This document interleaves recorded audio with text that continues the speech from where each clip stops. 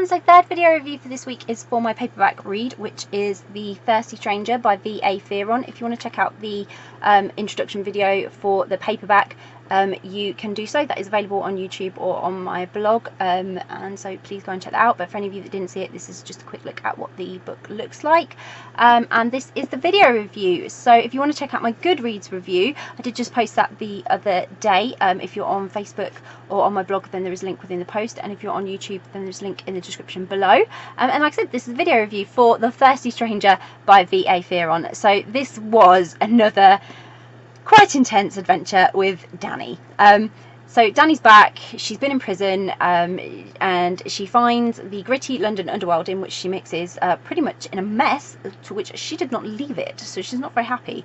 And we once again join her as she attempts to restore some normality to their world, and protect the people that she loves and herself, before it all gets a bit out of control, any more than it already is, I suppose. And Danny, she has to work hard to rebuild her reputation, because obviously, having gone to prison, she's been forgotten about, she's fallen into the background, new people have taken over, and she has to consider everything, from her friends to her relationship, whilst rebuilding this. So Danny faces many challenges in this sequel, and she's determined to come back out on top in every aspect of her life, and not make any mistakes that could have devastating consequences for all. But this is Danny we're talking about.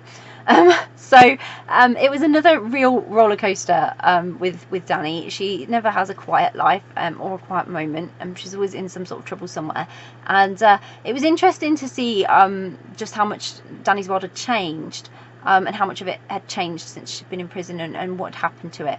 And then exploring with her how she was going to handle everything, because of course it's not going overly well for Danny, and there would be no fun to be had if Danny didn't go fumbling about, and she really does go fumbling about. Sometimes she's not very well prepared, and she certainly isn't one for helping herself either. She is a mess, and the people surrounding her are a mess, and they create so much drama, but Danny's temper and mood are definitely her biggest downfalls. They definitely let her down more than her people and her friends, but they make her character completely believable and realistic. She is just what I would expect her to be. She's all over the place sometimes, and other times she is so focused, but not necessarily on the right thing, but she's very much what I would expect of her. And it, like I said, it was a fast-paced story. It was another one where the situation could literally change at any minute with like the turn of a page, and it kept it exciting because you never knew what Danny was going to get herself into next, or what was going to happen, or what interaction was suddenly going to change everything in a relationship with anyone. And you just couldn't work out what was going to happen and what the fallout was going to be. Danny has some brilliantly intense, but very violent and dangerous encounters, and you just can't help but wonder what is going to happen for her next. When you're reading this, you're like, Danny, what are you getting into, girl? Come on, what's next? Like, how dangerous is this going to be? And she's kind of wondering the same while she's doing it. So but probably not as much as you worrying about her while still reading her do these things. But I really enjoyed reading more of Danny's story, and I found it very easy to read. I find these really easy to follow, these books. And if you haven't read the first book in the series, you should do that before delving into this sequel, because it will give you the perspective where Danny's concerned.